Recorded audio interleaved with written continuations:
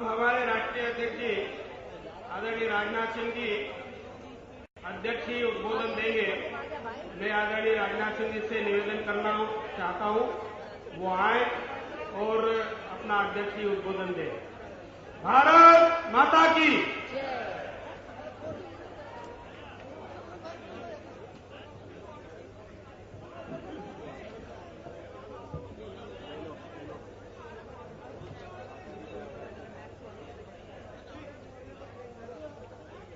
हम सभी के मार्गदर्शक, हम सभी के नेता श्रद्धेय अडवाणी जी और जिन्हें सारा हिंदुस्तान एक प्रधानमंत्री के रूप में देखना चाहता है, 2014 में ऐसे हमारे प्रधानमंत्री पद के उम्मीदवार आदरणीय नरेंद्र मोदी जी,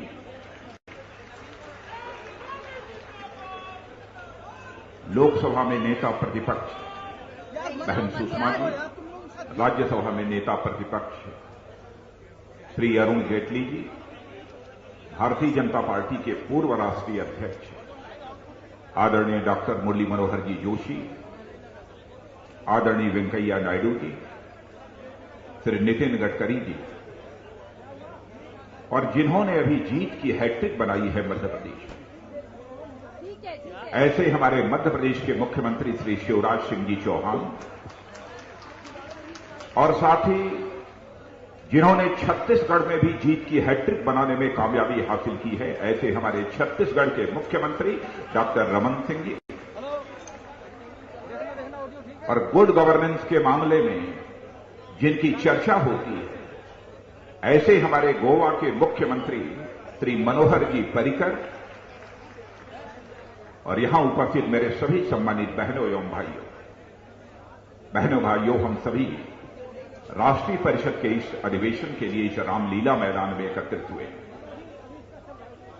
मैं जानता हूं कि यह रामलीला मैदान कई परिवर्तनकारी घटनाओं का साक्षी रहा और मैं आपको याद दिलाना चाहता हूं, यही रामलीला मैदान जहां पर आज के 39 वर्ष पहले लोकनायक जयप्रकाश नारायण ने आह्वान किया था देश का, उठ जा समय के रथ का घर घर नाद सुनो, सिंहासन खाली करो कि जनता आती है। यहीं से लोकनायक जयप्रकाश नारायण ने देश की जनता का आह्वान किया था, परिवर्तन हुआ था। 1977 में जनता पार्टी की सरकार बनी।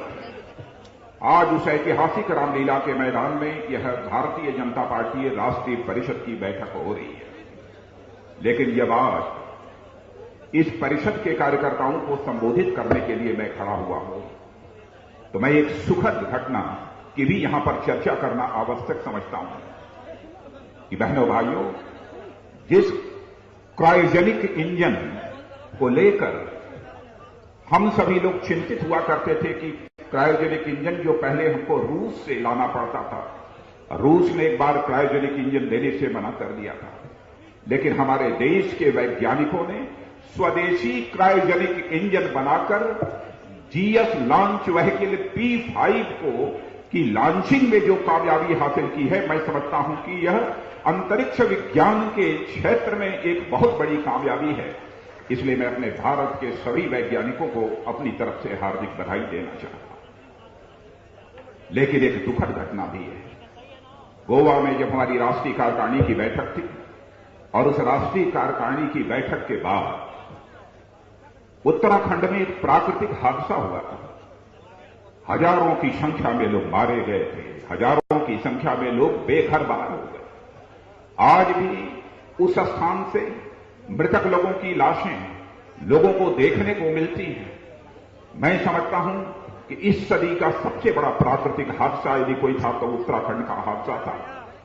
इसलिए मैं अपनी तरफ से और पूरी भारतीय जनता पार्टी की तरफ से सभी पीड़ित परिवारों के प्रति मैं हार्दिक श्रद्धांजलि अर्पित करता हूं। और वहीं पर कल की एक घटना है, बोहरा समाज के माने जाने एक जो धर्मगुरु सैयदना साहब की आयु 102 वर्ष की हो गई थी, उनकी मृत्यु हुई और उनका अंतिम दर्शन करने के लिए आज बड़ी संख्या में वहां पर भीड़ एकत्रित थी। लेकिन भीड़ के कारण, वहां स्टैम्पीड होने के कारण 18 लोगों की मौत हो गई है।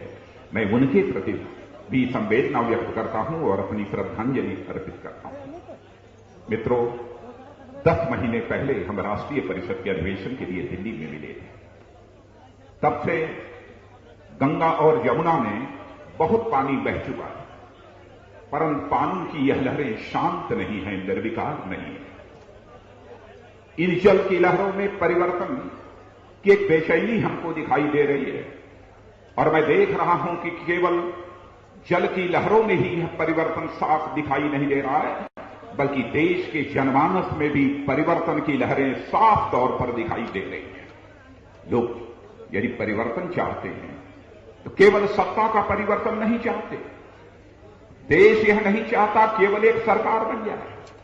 देश यदि परिवर्तन यदि चाहता है तो भारत का मान, सम्मान, स्वाभिमान, जिस पर कांग्रेस नेतृत्व की यूपीए सरकार ने वज्रपात करने का काम किया है, देश की संवैधानिक व्यवस्थाओं पर जो वज्रपात करने का काम किया है, देश की अर्थव्यवस्था पर जो वज्रपात करने का काम किया है और सामान्य जनता की उम्मीदों पर जो पानी फेरने का काम किया है, उससे निपट लेने के लिए देश इस समय आतुर है। इसलिए परिवर्तन देश चाहता है।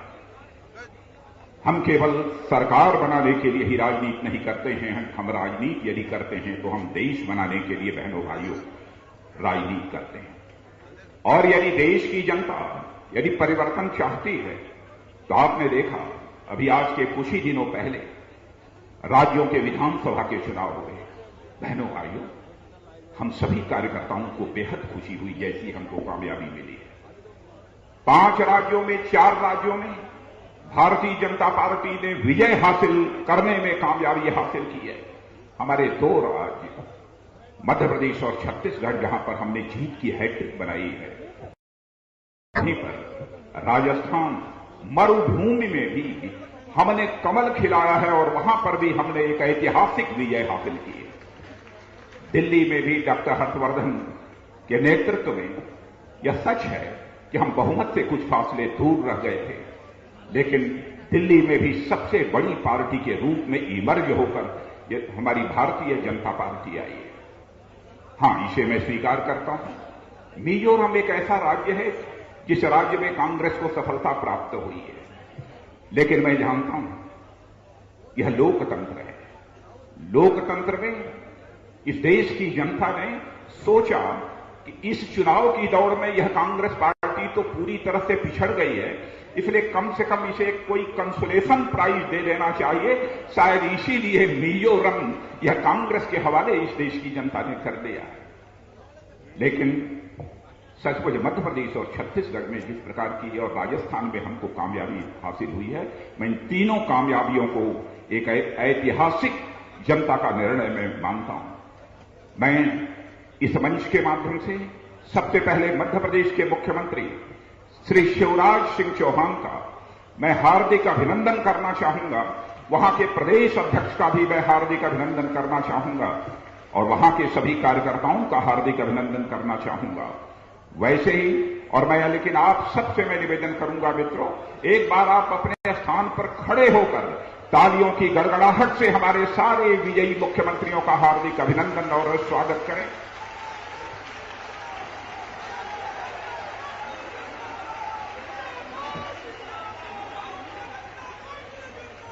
मित्रों, अभी खड़े रहिए, बैठिए मत। एक लंबी फहरिस्त है हमारे ऐतिहासिक विजय हासिल करने वाले मुख्यमंत्रियों की। कहां हार कहां?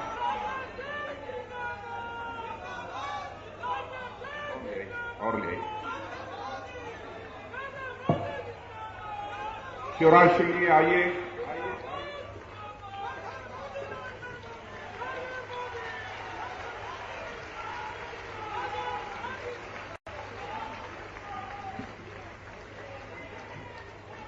और मित्रों, जैसा मैंने पहले कहा था कि हमने छत्तीसगढ़ में भी जीत की हैट्रिक बनाने में कामयाबी हासिल की है और उस छत्तीसगढ़ में जिनके नेतृत्व में हमने चुनाव लड़ा है, 3 बार चुनाव लड़ा है, ऐसे डॉक्टर रमन सिंह जी का भी मैं हार्दिक अभिनंदन करता हूं और उनका मैं स्वागत करता हूं।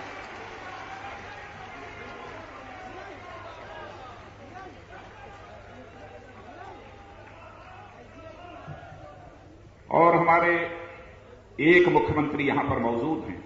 वसुंधरा जी इसलिए नहीं आ पाई हैं कि कुछ तबीयत उनकी अस्वस्थ है, लेकिन उनकी आंखों में थोड़ा वो इन्फेक्शन है, इस कारण वो नहीं आ पाई हैं। लेकिन कुछ समय के बाद वो निश्चित रूप से यहां पर आएंगे। लेकिन हमारे एक और मुख्यमंत्री आप अच्छी तरह जानते हैं, सादगी और सरलता के मामले में जिनकी चर्चा होती है, गुड गवर्नेंस के मामले में जिनकी चर्चा होती है, और जिनके राज्य में पेट्रोल हिंदुस्तान के सभी राज्यों की अपेक्षा सस्ता मिलता है, ऐसे श्री मनोहर पर्रिकर का भी मैं हार्दिक अभिनंदन करता हूं। उनका मैं स्वागत।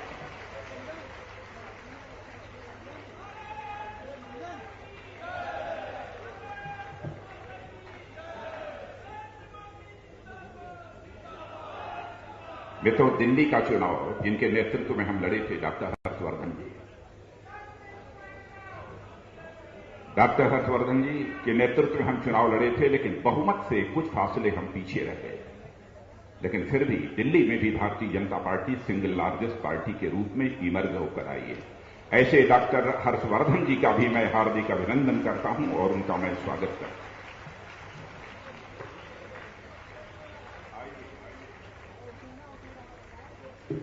अब आप लोग अपना स्थान ग्रहण करें।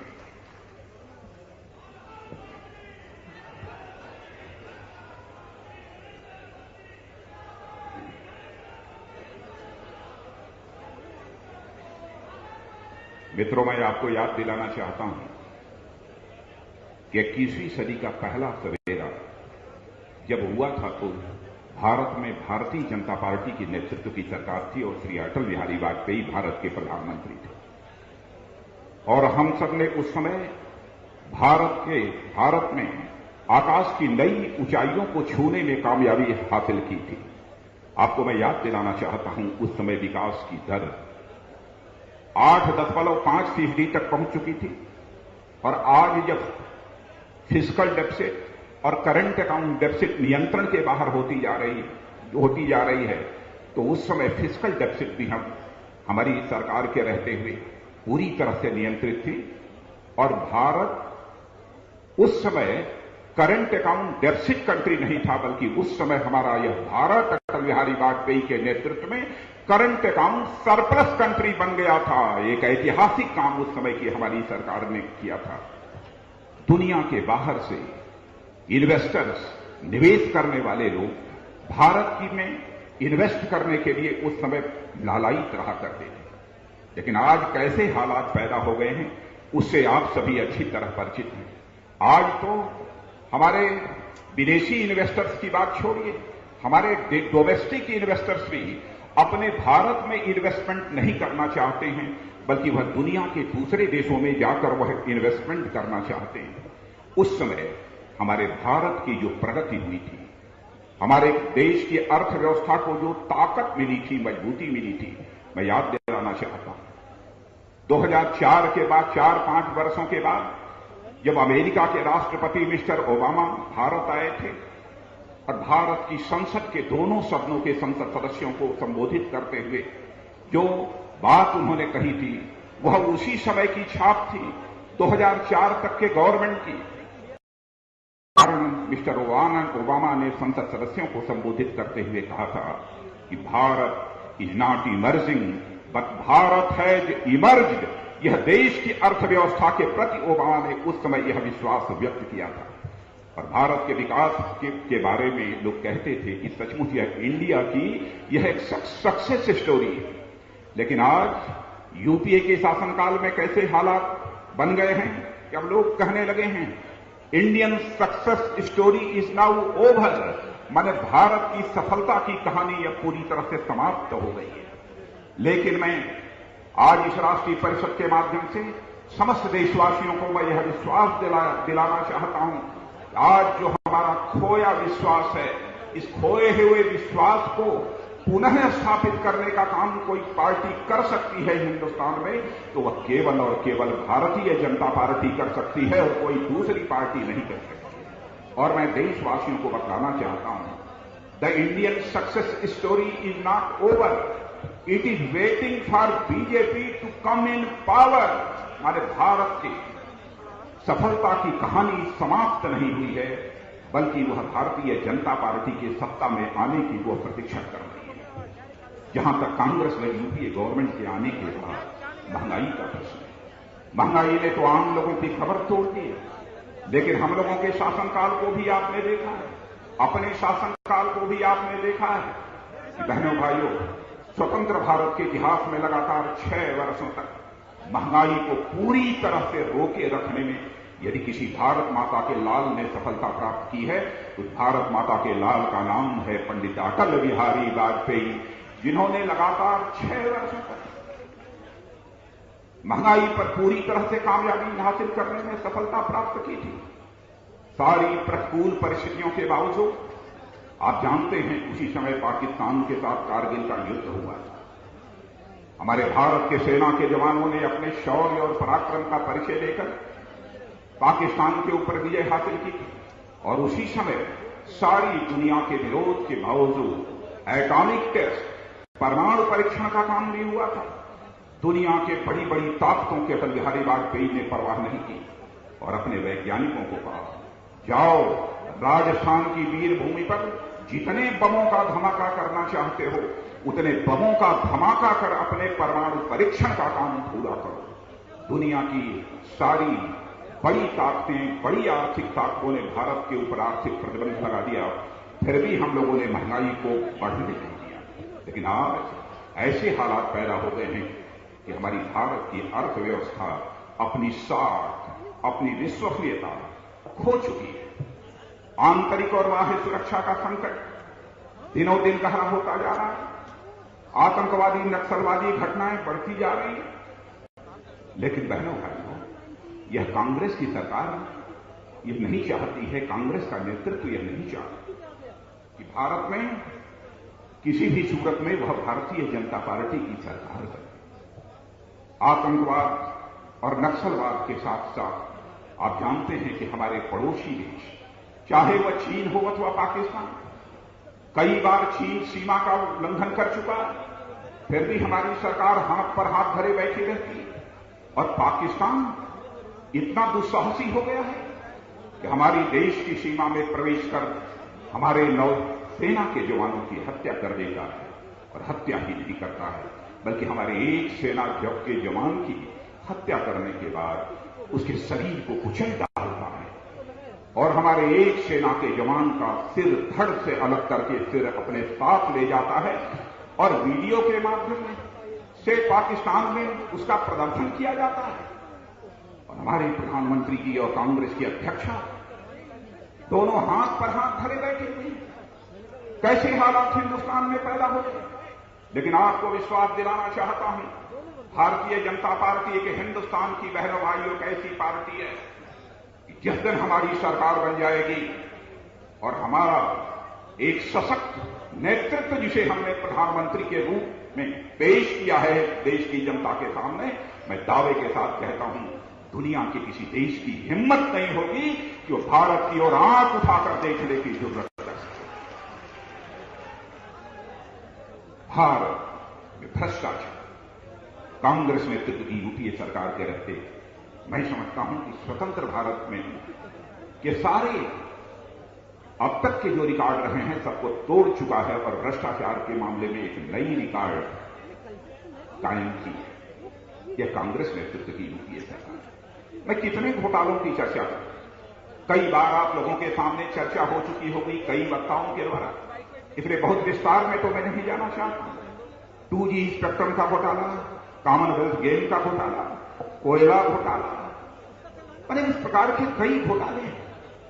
लेकिन आप जानते हैं कि हमारी लोकसभा की नेता प्रतिपक्ष बहन सुषमा जी ने राज्यसभा में हमारे नेता प्रतिपक्ष श्री अरुण जेटली ने यह मांग किया कि 2G स्पेक्ट्रम का यह बहुत बड़ा इसकी जांच होनी चाहिए, ज्वाइंट पार्लियामेंट्री कमेटी बननी चाहिए संसद के दोनों सदनों की।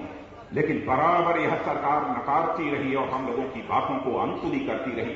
पूरा का पूरा मानसून सत्र ऐसे ही स्थगित होता रहा और इनकी जिद के आगे वह भेद चढ़ गया। लेकिन अंत में इन्हें ज्वाइंट पार्लियामेंट्री कमेटी का गठन करना पड़ा और मैं यह भी याद दिलाना चाहता हूं कि प्रधानमंत्री जी ने कहा कि यह जो आरोप हमारे ऊपर लगा है, हमको जिस भी कमेटी के सामने पेश होना होगा हम पेश होने को तैयार हैं, लेकिन हमारे प्रधानमंत्री जी भी किसी कमेटी के सामने पेश होने का वह साहस नहीं जुटा पाए। और इतना ही नहीं, ये ज्वाइंट पार्लियामेंट्री कमेटी जो बनी उसमें कई संसद सदस्यों ने, जो उसके सदस्य थे, उन्होंने अपना डिसेंट नोट दिया। उन्होंने कहा इसमें कौन आरोपी है, लेकिन डिसेंट नोट को ही पूरी तरह से डिलीट कर दिया गया। यह एक निर्लज्जता की पराकाष्ठा है।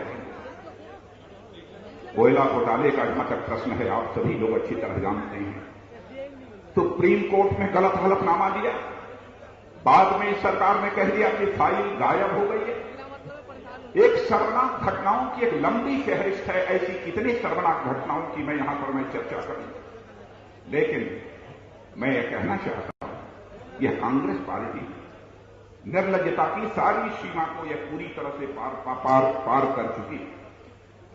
लेकिन भारतीय जनता पार्टी की सरकार बनने के बाद हम एक ऐसे हालात यहां पर पैदा करेंगे, बहनों भाइयों, भारत के रहने वाले लोग ही नहीं, दुनिया के रहने वाले लोग भी कहेंगे सबसे अधिक गवर्नेंस में ट्रांसपेरेंसी, यानी सरकार चलाने में सबसे अधिक पारदर्शिता यदि दुनिया के किसी देश में है तो वह भारत में है। हम यह करके हम सारी दुनिया को हमें यह दिखाएंगे।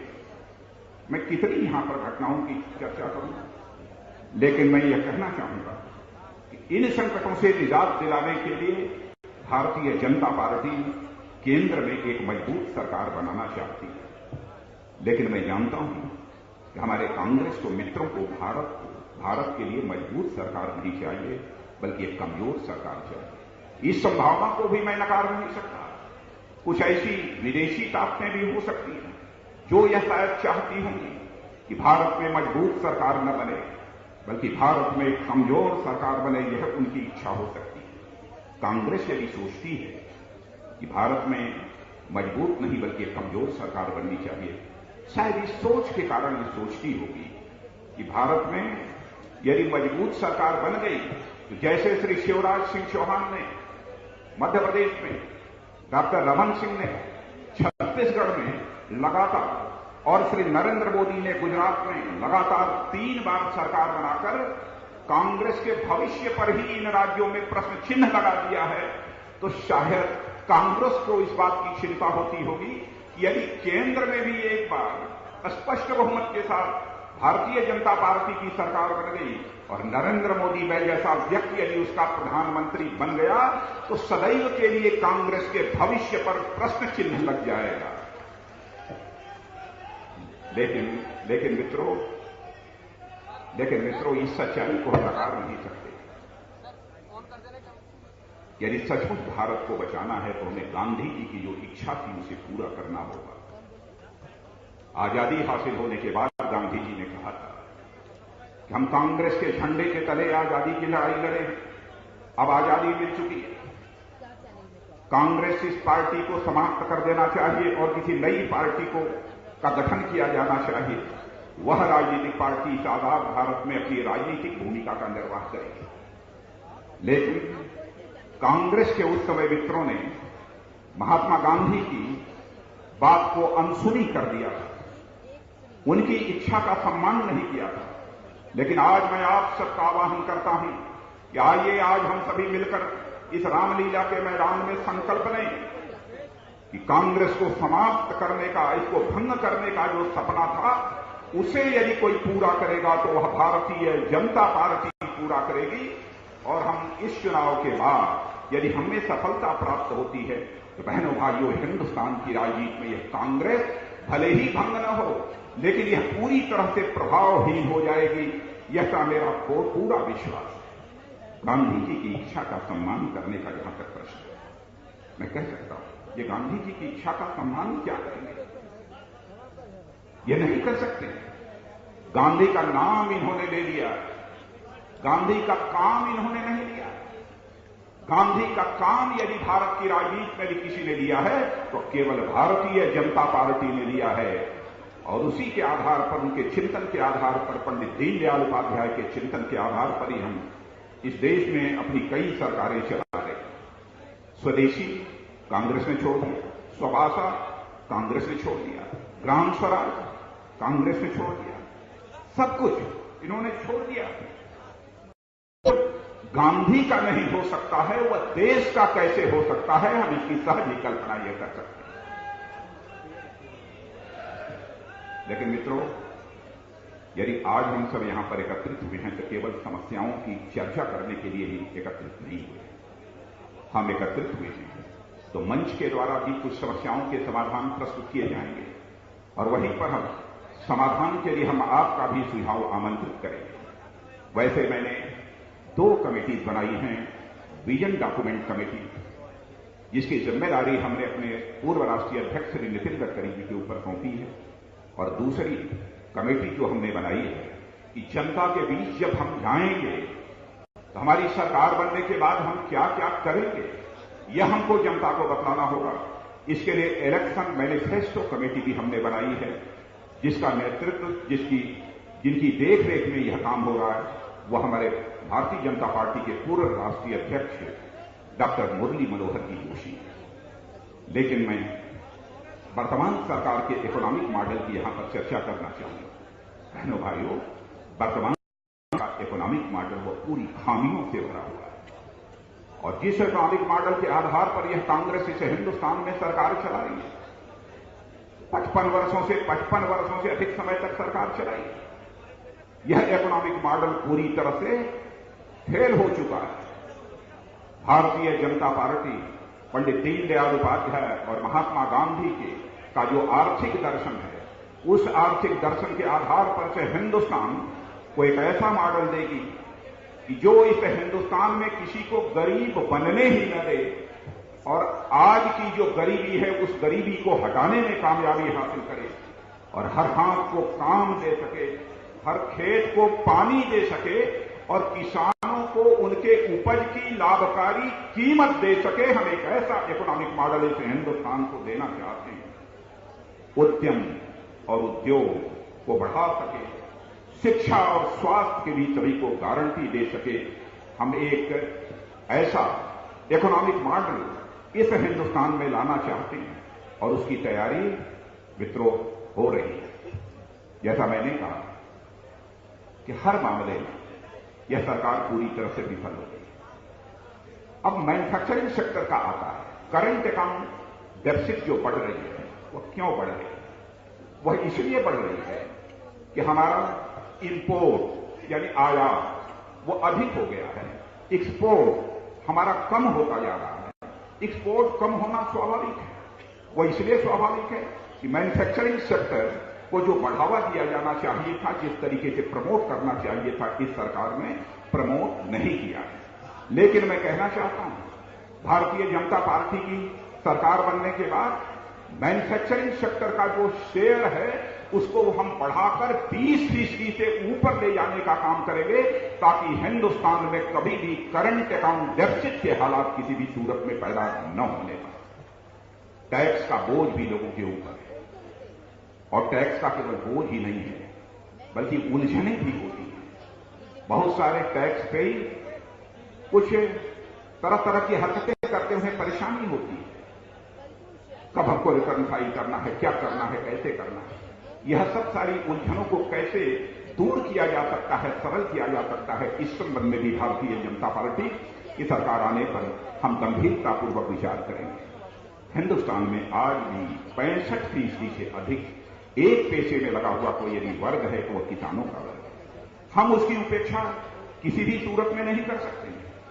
हम यह मानकर चलते हैं जब इस हिंदुस्तान का किसान धनवान होगा तभी हमारा यह हिंदुस्तान भी धनवान होगा। यह हमारी भारतीय जनता पार्टी की सोच है।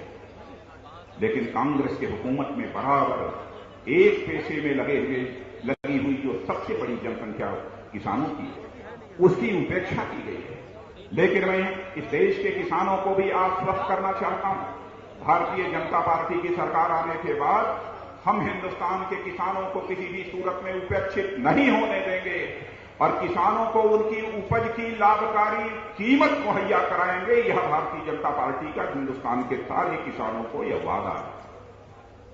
भारत सरकार में कृषि मंत्री रहते हुए जब आदरणीय अटल बिहारी वाजपेयी जी प्रधानमंत्री थे, बहनों भाइयों, एक नया फार्मूला मैंने बनाया और मैंने कहा था खेत की बुआई के पहले किसान की जो एग्रीकल्चर होल्डिंग है, जो उसका खेत है, उसकी कीमत तय, उसकी न्यूनतम आमदनी तय कर दी जानी चाहिए। और जो यह फार्मूला हमने तैयार किया था, उस फार्मूले का नाम है farm income insurance scheme. Bharatiya Janata party की सरकार बनने के बाद इस हिंदुस्तान के हर किसान के खेत की न्यूनतम आमदनी खेत की बुआई के पहले तय कर दी जाएगी, ताकि एक निश्चित आमदनी के प्रति से हिंदुस्तान का किसान पूरी तरह से आश्वस्त रहे। मैं जानता हूं खेती बाड़ी में किसानों के पास पूंजी न होने के कारण बैंकों से कर्ज लेना पड़ता। मैं बधाई देना चाहता हूं अपने बैठे हुए सारे मुख्यमंत्रियों को, और सबसे पहले कृषि ऋण पर रेट ऑफ इंटरेस्ट ब्याज दर कम करने का सिलसिला स्वतंत्र भारत में किसी पार्टी की सरकार ने प्रारंभ किया था, तो भारतीय जनता पार्टी की सरकार ने प्रारंभ। और हमारे मध्य प्रदेश के मुख्यमंत्री श्री शिवराज सिंह जी चौहान, डॉक्टर रमन सिंह, ये सारे हमारे मुख्यमंत्रियों ने किसानों को जो कर्ज दिया जाता है उसे कम करने का सिलसिला प्रारंभ किया है। और मैं ये बताना चाहता हूं कि भारतीय जनता पार्टी की सरकार बनने के बाद इन किसानों को यदि पूंजी निवेश के लिए यदि कर्ज लेने की आवश्यकता होगी, तो हम इस कर्ज को किसी भी सूरत में बोझ नहीं बनने देंगे और किसानों के द्वारा लिए गए कर्ज पर हम रेट ऑफ इंटरेस्ट को, ब्याज दर को कम करेंगे। ऑर्गेनिक फार्मिंग को जितना अधिकतम बढ़ावा दिया जा सकता है, वह ऑर्गेनिक फार्मिंग को भी हमारी भारतीय जनता पार्टी की सरकार बढ़ावा देने का काम करेगी और खेती को सम्मानजनक बनाया जा सके, लाभकारी बनाया जा सके, यह हमारी भरपूर कोशिश होगी। और इस हिंदुस्तान में हम ऐसे हालात पैदा करना चाहते हैं तो किसी को सरकार के ऊपर निर्भर न रहना पड़े अपना पेट भरने के लिए, हर व्यक्ति सम्मानजनक जिंदगी जी सके। फूड सिक्योरिटी बिल की आवश्यकता ही इस हिंदुस्तान से समाप्त हो जाए, ऐसे हालात हम इस हिंदुस्तान में पैदा करना चाहते हैं। मैं देश के किसानों को यह भी विश्वास दिलाना चाहता हूं, भारतीय जनता पार्टी की सरकार आने के बाद किसान मार्केट, किसान बाजार भी हम प्रारंभ करेंगे, ताकि हमारा किसान यदि अपने उपज को, अपने उत्पाद को यदि सीधे बेचना चाहता है तो किसान बाजारों में जाकर उसे बेच सकता है। दुनिया का जो सबसे ताकतवर देश माना जाता है अमेरिका, उसमें यदि 1970 में केवल 370 किसान बाजार थे, तो आज उसी अमेरिका में किसान बाजारों की संख्या बढ़कर 7,000 से अधिक हो गई है। ऐसे ही भारतीय जनता पार्टी की सरकार आने के बाद हम किसान बाजार खोलेंगे, ताकि सीधे किसान जाकर यदि अपना माल बेचना चाहता है तो अपना माल बेच सके। हेल्थ के क्षेत्र में सबको स्वास्थ्य की गारंटी होनी चाहिए। स्वास्थ्य के लिए ऐसा नहीं होना चाहिए कि दवा के अभाव में, चिकित्सा के अभाव में कोई भी भारत का नागरिक दम तोड़ दे। तो स्वास्थ्य के मामले में भारतीय जनता पार्टी की सरकार गारंटी देगी। और बहनों भाइयों, हम जानते हैं कि निरंतर आर्थिक विषमता भी तेजी के साथ बढ़ती जा रही है। इस आर्थिक विषमता, इकोनॉमिक डिस्पैरिटी को कम करने के लिए भी जितने भी प्रभावी कदम होंगे वह भारतीय जनता पार्टी उठाएगी। और चुनाव के पहले विजन डॉक्यूमेंट लेकर हम समस्त देश के सामने जाएंगे, हम पब्लिक में जाएंगे, हम यह बताएंगे इन सब सारी समस्याओं का समाधान हम कैसे करेंगे। यह भारतीय जनता पार्टी ने फैसला किया। लेकिन यह सरकार अनावश्यक उत्पादों का श्रेय लेना चाहती है। आपने देखा होगा इस सरकार के जब भ्रष्टाचार की जब चर्चा होने लगी और अन्ना हजारे का जब आंदोलन इसी रामलीला के मैदान से जब प्रारंभ हुआ, सरकार ने दबाव में आकर और वहीं पर हमारे संसद के दोनों सदनों में भी सुषमा जी और अरुण जी ने भी और हमारे सभी सांसदों ने जिस तरीके से दबाव बनाया, तब जाकर लोकपाल बिल वह संसद में पारित हो पाया। लेकिन कांग्रेस के जो राष्ट्रीय उपाध्यक्ष हैं, उन्होंने अपनी तरफ से भरपूर कोशिश की कि जो लोकपाल बिल पारित हुआ है उसका श्रेय उन्हें मिलना चाहिए। बाबा रामदेव ने भी इस सवाल को खड़ा किया था, लेकिन उनके साथ क्या हुआ उससे भी आप अच्छी तरह परिचित हैं। एक बार तो बाबा रामदेव को रिसीव करने के लिए इस सरकार के 4-4, 5-5 मंत्री जाते हैं एयरपोर्ट पर उनकी आगवानी करने के लिए। अब बाद में जब उनका कार्यक्रम होता है तो उन पर लाठी भी बरसाते हैं। ऐसी छल प्रपंच की राजनीति करने वाली यह कांग्रेस पार्टी है। सचमुच लोकपाल बिल पारित होने का श्रेय यदि किसी को दिया जाना चाहिए तो मैं तो डंके की चोट पर देता हूं, इसका श्रेय अन्ना हजारे को दिया जाना चाहिए। और संसद में जिस तरीके से हम नेता प्रतिपक्ष की भूमिका निभाते हुए हमारे दोनों नेताओं ने भूमिका निभाई है, श्रेय उसको दिया जाना चाहिए।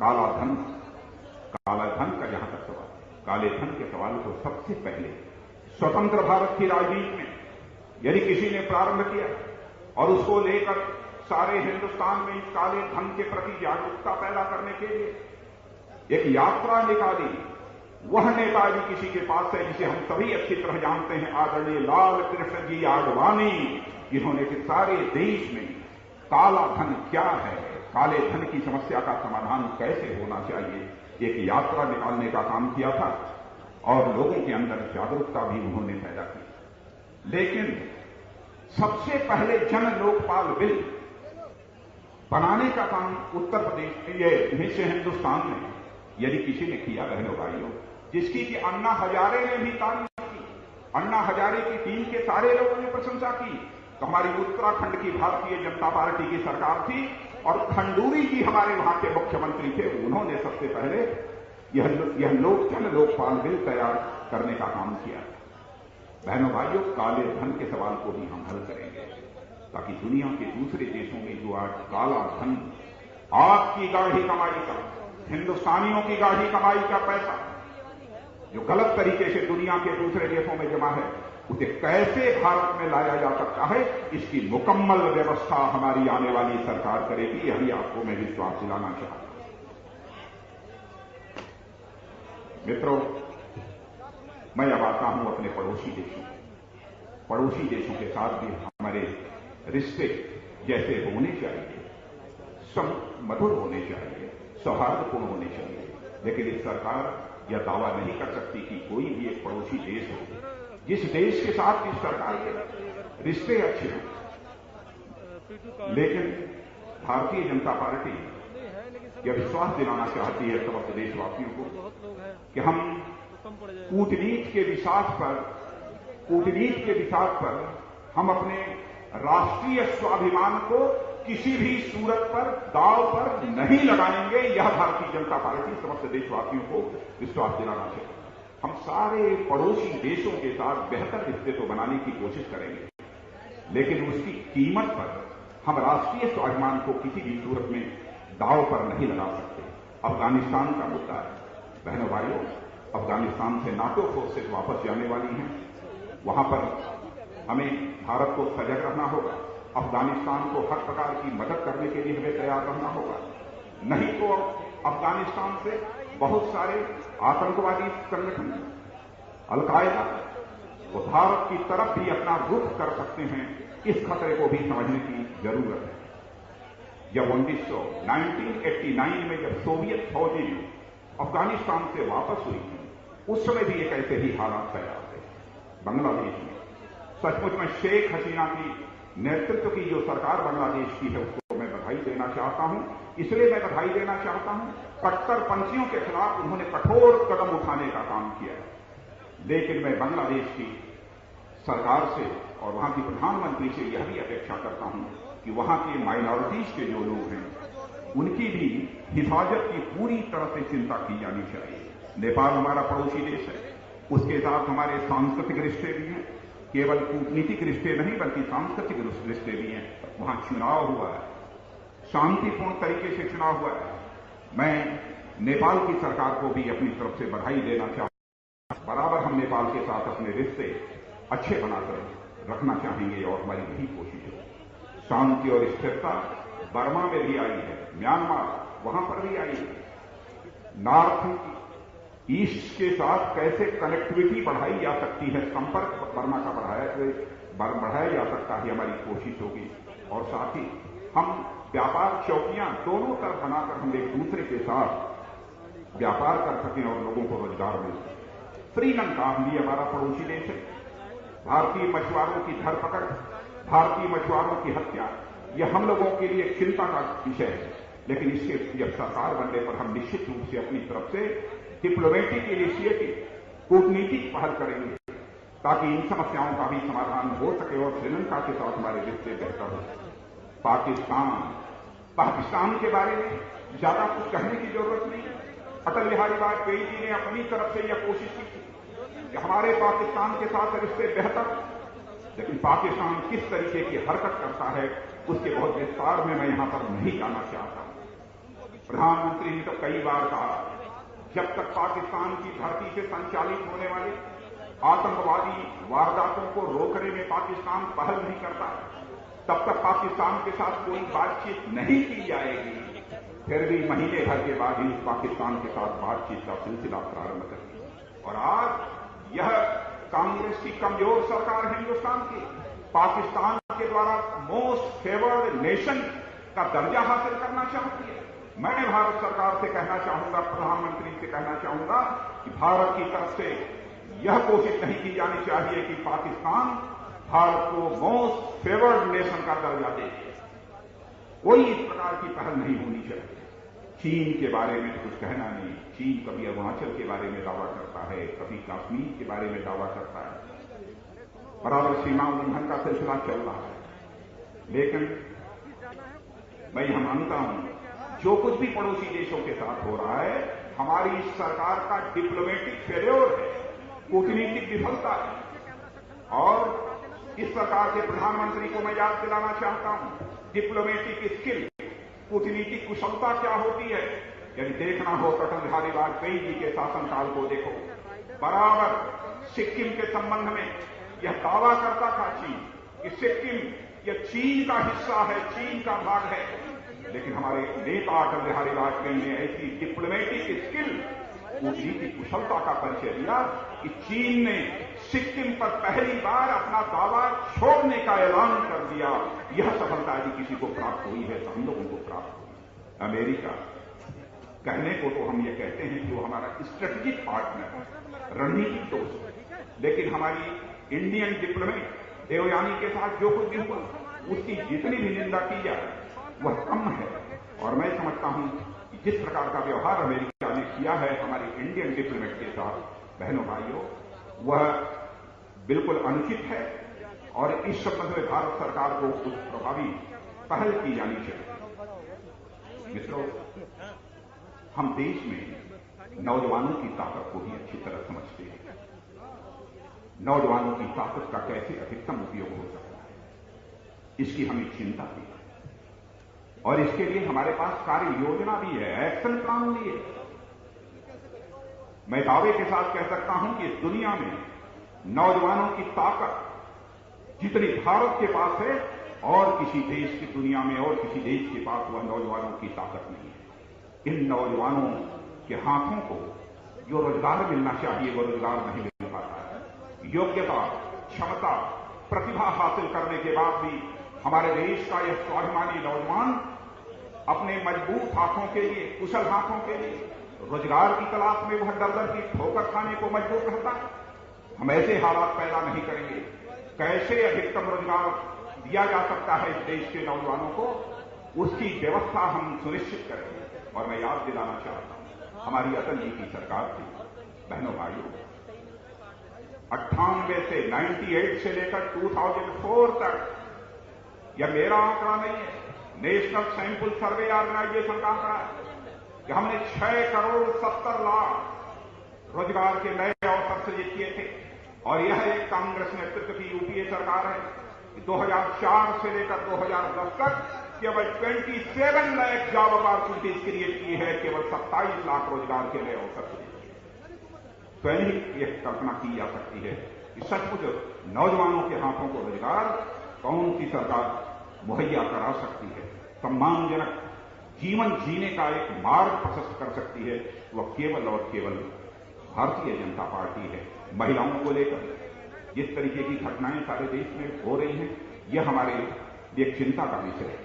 और दंड के साथ ही नहीं, केवल किसी को पनिश करके ही नहीं, पनिश तो किया ही जाना चाहिए, लेकिन समस्त देशवासियों में एक सांस्कृतिक जागरूकता भी पैदा करनी चाहिए। और मैं इस देश की सभी माताओं बहनों को भी यह विश्वास दिलाना चाहता हूं, देश की पहली यह राजनीतिक पार्टी भारतीय जनता पार्टी है जिसने अपनी माताओं बहनों को अपनी पार्टी संगठन में 33% का 33% का रिजर्वेशन दिया है। और जब हमारी यह सरकार बनेगी तो हम महिला आरक्षण बिल सभी को विश्वास में लेकर कोशिश करेंगे, सभी को विश्वास में लेकर यह निश्चित रूप से पारित हो, जिसकी पहल आदरणीय अटल बिहारी वाजपेयी जी ने अपने शासनकाल में की।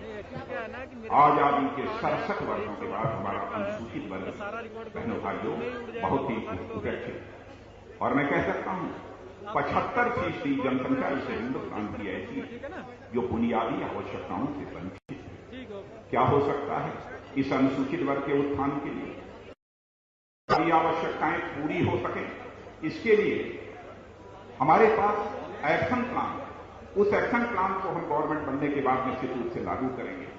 लेकिन अनुसूचित वर्ग के लिए जो सब प्लान है उसमें जो इर्रेगुलरिटीज होती हैं, अनियमितताएं होती हैं, जो फंड का एलोकेशन होता है, जब दूसरा वित्तीय वर्ष आ जाता है तो फिर वह लैप्स कर जाता है यदि खर्च नहीं हुआ होता है। भारतीय जनता पार्टी यह एक अधिनियम बनाने की जरूरत होगी, बनाएंगे, और अनुसूचित वर्ग के उत्थान के लिए जो उसका सब प्लान है उसे हम किसी भी सूरत में लैप्स नहीं होने देंगे। यह भारतीय जनता पार्टी का फैसला है। जनजात, शेड्यूल ट्राइब, यह हिंदुस्तान की एक बहुत बड़ी ताकत है। मैं कह सकता हूं कि भारत की संस्कृति को बचाए रखने में, भारत की पहचान को बचाए रखने में इस जनजात यानी शेड्यूल ट्राइब का एक बहुत बड़ा योगदान है। भारतीय जनता पार्टी तो यह मानकर चलती है जल, जमीन, जंगल पर पहला अधिकार यदि किसी का बनता है तो हमारे आदिवासी भाइयों का बनता है। यह भारतीय जनता पार्टी की सोच है। और उनकी जो सांस्कृतिक विरासत है, उस सांस्कृतिक विरासत को हम कैसे बचाकर रख सकते हैं, उसका कैसे संरक्षण और संवर्धन कर सकते हैं, इसके बारे में भी हमारी तरफ से पहल है।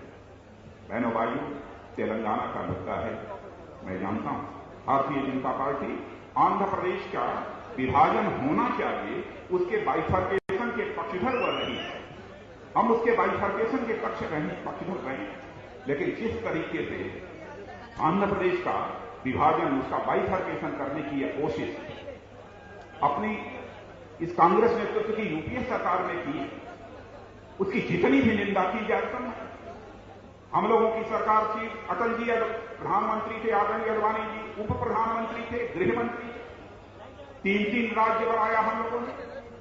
भले ही राज्य का विभाजन हो गया होगा, विभाजन के बाद दोनों राज्यों ने जश्न मनाया, खुशियां मनाई, लेकिन यह ऐसी इनएफिशिएंट गवर्नमेंट, इनकॉम्पिटेंट गवर्नमेंट जिसने वहां ऐसे हालात पैदा कर दिए। तेलंगाना के क्षेत्र भी जल रहा है, सीमांध्र का क्षेत्र भी जल रहा है।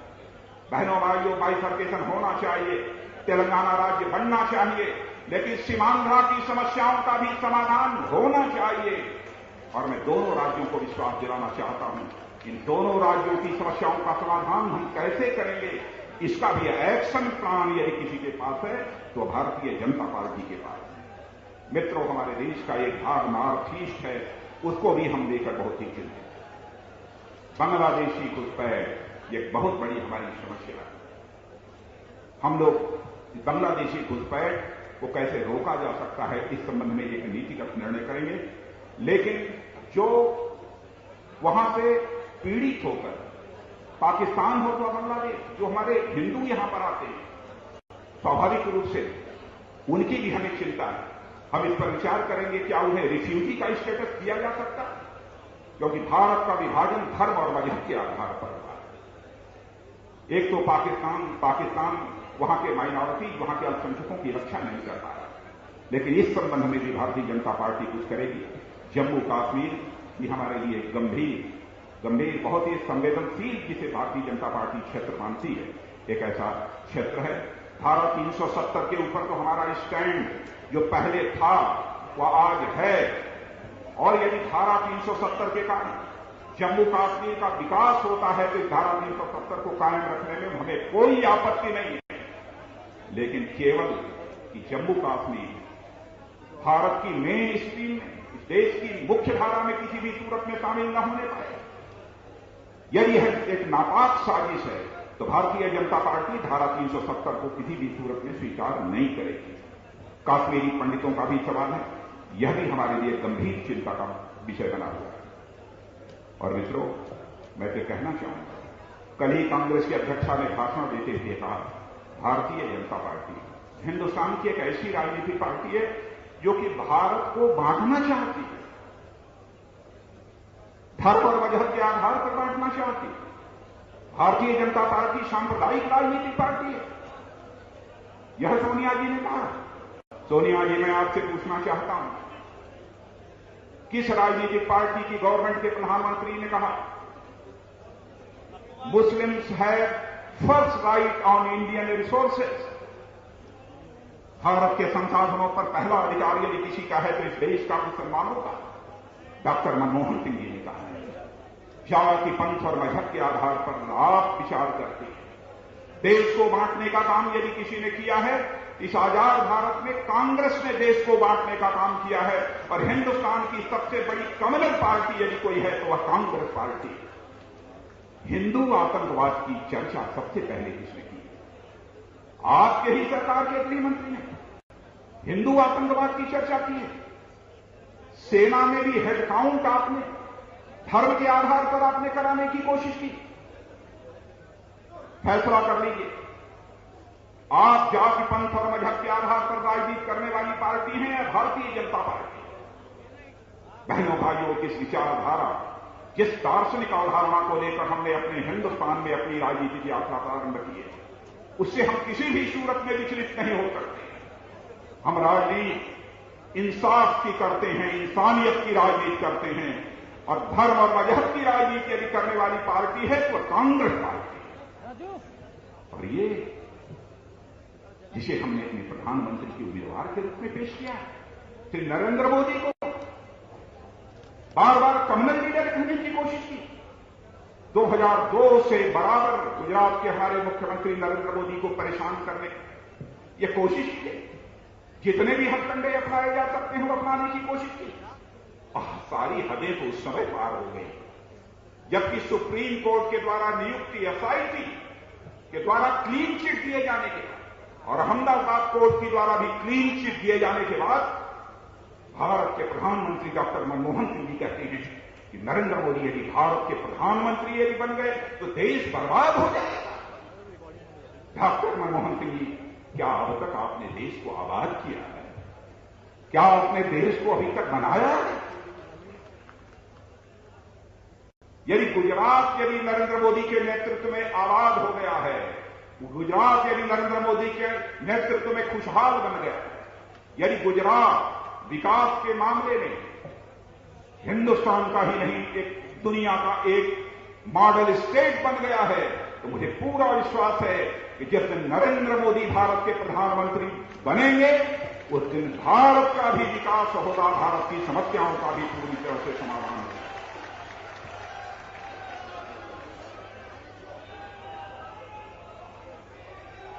क्या हो गया है? कल एक नेता ने कहा चाय बेचने वाले नरेंद्र मोदी यदि वो चाय बेचना चाहती हैं तो आज यदि आप कांग्रेस कमेटी के अधिवेशन में आ जाएं, हम उनको एक स्टॉल लगवा देते हैं चाय बेचने के लिए। यह सामंतवादी मानसिकता है बहनों भाइयों, और ऐसे लोगों के बारे में मैं क्या कहूं, लेकिन उन्हें मैं बतलाना चाहता हूं, सच्चा लोकतंत्र यदि कहीं पर है किसी राजनीतिक पार्टी में, आंतरिक लोकतंत्र, इंटरनल डेमोक्रेसी यदि है तो केवल भारतीय जनता पार्टी में। यहां चाय बेचने वाला भारत का प्रधानमंत्री बन सकता है, खेती करने वाला भारतीय जनता पार्टी का राष्ट्रीय अध्यक्ष बन सकता है। कांग्रेस में बहनों भाइयों इसकी कल्पना नहीं की जा सकती। कांग्रेस में इसकी कल्पना नहीं की जा सकती। जो एक परिवार, कांग्रेस में तो एक परिवार की मांस की कोख से जो पैदा हुआ है वही भारत का प्रधानमंत्री बन सकता है। भारत का और कोई व्यक्ति प्रधानमंत्री नहीं बन सकता। अध्यक्ष भी बनेगा वही, सर्वे सर्वा भी बनेगा वही, सब कुछ वही बनेगा। वंशवाद के आधार पर चलने वाली हमारी यह पार्टी भारतीय जनता पार्टी नहीं है बहनों भाइयों। आंतरिक लोकतंत्र के आधार पर चलने वाली हमारी यह पार्टी। दावा करती है कांग्रेस, भारत में लोकतंत्र की जड़ों को मजबूत बनाने का काम यदि किसी ने किया है तो कांग्रेस ने किया। क्या यही लोकतंत्र की परिभाषा है? सच्चाई यह है बहनों भाइयों के हिंदुस्तान में लोकतंत्र की जड़ों को मजबूत करने का काम यदि किसी ने किया है तो भारतीय जनता पार्टी ने किया। और इसी लोकतंत्र का सहारा लेते हुए भारतीय जनता पार्टी हिंदुस्तान की एक अकेली राजनीतिक पार्टी है कि स्वतंत्र भारत में कांग्रेस से भी बड़ा अपना राजनीतिक कद बनाने में हम लोगों ने कामयाबी हासिल की है। इसी लोकतांत्रिक आधार पर चलते कांग्रेस में ऐसा कभी संभव नहीं होता। जिस दिन परिवार का राजनीतिक अस्तित्व समाप्त हो जाए उसी दिन कांग्रेस भी समाप्त हो जाएगी। ऐसे हालात कैसे दावा है? लेकिन मित्रों, आज मैं आप सबसे एक अपील करना चाहता हूं। 2014 का लोकसभा चुनाव आसन्न है, हम लोगों के सिर पर। हर चुनाव बहुत ही चुनौतीपूर्ण होता है और मैं आपसे एक ही अनुरोध आज मैं करना चाहता हूं। 1901 में जो स्वामी विवेकानंद ने कहा था और उस स्वामी विवेकानंद की 150वीं वर्षगांठ अभी 12 जनवरी को पूरी हुई है। उन्होंने एक बात कही कि मैं देख रहा हूं भारत माता, मैं देख रहा हूं भारत माता प्राचीन शक्ति से युक्त होकर दिव्य आभा के साथ संपूर्ण विश्व का मार्गदर्शन करने के लिए सिंहासनारूढ़ होने जा रही है। यह बात 1901 में स्वामी विवेकानंद ने कहा था। क्या बहनों भाइयों, हम यह संकल्प नहीं ले सकते कि स्वामी विवेकानंद के स्वप्न को यदि कोई साकार करेगा तो हम साकार करेंगे? क्या यह संकल्प हम नहीं ले सकते? चुनाव की रणभेरी बच चुकी है, नगाड़े निमंत्रण दे रहे हैं। अब न विश्राम का समय है, न समंजस का समय है। मेरे दोस्तों, सूर्य भी 14 जनवरी से उत्तरायण की ओर बढ़ चला है। पहाड़ों के बर्फ के पिघलने का समय भी आ गया है और ऐसा मौसम आ रहा है जिसमें कि हवाओं की भी गति तेज होने वाली है। आइए हम सभी मिलकर यह संकल्प लेंगे कि हवाओं की गति को हम एक आंधी में बदल देंगे और तमाम झंझावातों के बीच भाजपा देश में एक नई रोशनी देने में कामयाब होगी। आइए हम सभी लोग हाथ उठाकर इस बात का हम संकल्प लें। यही अनुरोध करते हुए और अंत में यही कहना चाहूंगा, अंत में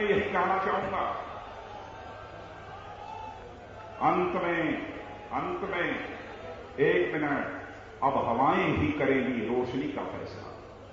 अब हवाएं ही करेंगी रोशनी का फैसला। जिस दिए में जान होगी वही जला रह जाएगा, से सभी दिए बुझ जाएंगे। मित्रों, इन्हीं शब्दों के साथ 2014 लोकसभा चुनाव के लिए आप सभी को शुभकामनाएं देते हुए अपना निवेदन समाप्त करता हूं। आप सबको बहुत बहुत धन्यवाद।